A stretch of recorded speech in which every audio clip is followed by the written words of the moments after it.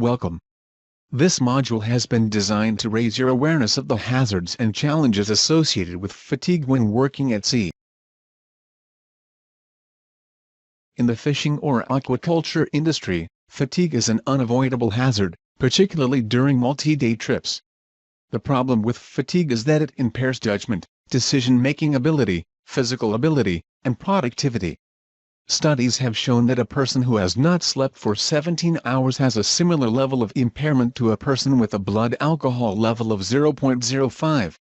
24 hours without sleep is equivalent to a blood alcohol level of 0.1. Subsequently, a fatigued individual is at risk of personal injury or causing injury to others. They may also be responsible for accidental damage or loss of gear, equipment, or boat, and perhaps even loss of life. While lack of rest and sleep are the most common causes of fatigue, other factors can play a role including underlying medical conditions, individual lifestyle, mental health such as stress, depression, and anxiety, inadequate diet, nutrition, and hydration, and work factors such as type of work, working conditions and environment. This includes work that is repetitious, working at night, working in hot and humid conditions, and working on a noisy and vibrating boat. When working on a boat, there are several things you can do to minimize the onset of fatigue. First and foremost, you should manage your time wisely. This means getting as much rest and sleep as possible day or night. Other choices to make include avoiding excessive consumption of alcohol or drugs, being adequately hydrated, and having a healthy diet. The next are medical factors. A variety of medical factors can affect fatigue at sea, and the most common is seasickness. If at risk of seasickness, you should take every precaution, including medication if necessary, although beware some medications increase drowsiness. It is also vital you remain hydrated but avoid carbonated or acidic drinks. Poor health from cold and flu, allergies, or pain can also influence your level of fatigue. Finally, mental health can affect your level of fatigue and job performance.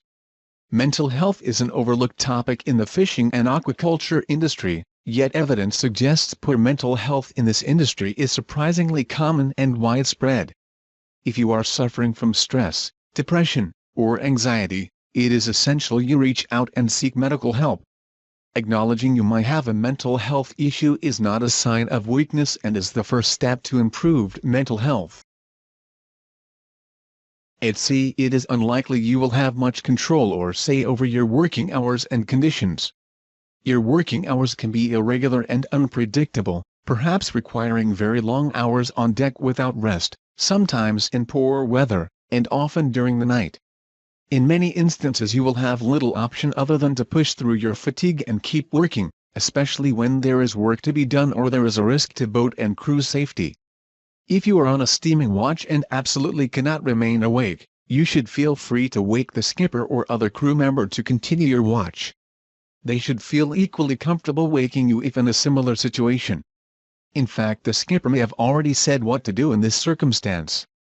There is no shame in being tired and seeking a replacement, as close calls, groundings, and collisions are the price paid for falling asleep behind the wheel. Finally, there is no substitute for adequate rest and sleep to prevent or recover from fatigue. Short-term strategies that can assist overcoming fatigue include short naps, even during the daytime, caffeine, and bright lighting in the workplace. However, these are only short-term and temporary strategies. There is no silver bullet to defeat fatigue, other than adequate rest and sleep. In conclusion, fatigue issues should be discussed openly in the workplace. In the fishing and aquaculture industry, there is still a sense of pride in pushing through fatigue, and working on limited sleep day after day is often worn as a badge of honor. In reality, this attitude is fraught with risk, both to yourself and your fellow crew members. You have finished this module. Congratulations! Now let's review the material we covered.